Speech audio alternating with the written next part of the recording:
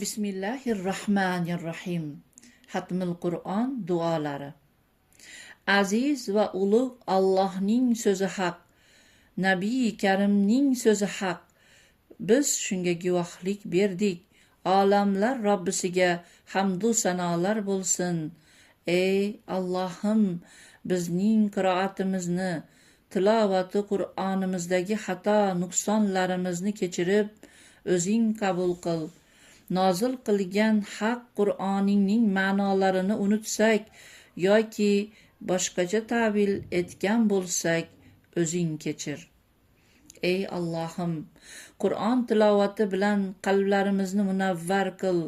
Qur'on obro'yi bilan axloqlarimizni ziynatla va badanlarimizni Qur'on nuri bilan go'zal qil. Qur'on karomati bilan do'zaxdan najot ber. Qur'on shafoati bilan bizlarni jannatga kirgiz.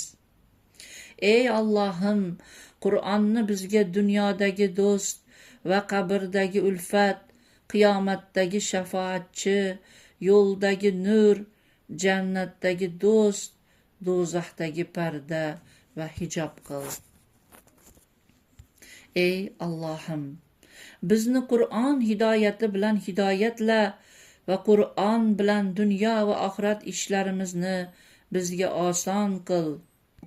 Qur'on bilan dunyoviy va uxroviy maqsadlarimizni hosil qil. Buyuk Qur'on bilan dunyo va oxirat hojatlarimizni ber.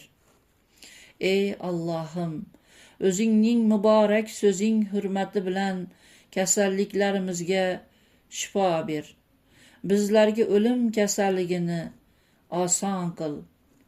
Ey rahmdil zot, o'tganlarimizni rahmatingga musharraf et. Payg'ambarimiz Muhammad sallallohu alayhi vasallam ummatlari har birining gunohlarini kechir. Yotgan o'rinlarini jannat bog'chalaridan qil.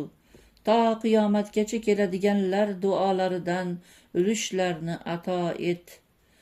Oxirat diyorida sening mahkamangda yorug' yuz bilan diydorlashishimizni nasib et.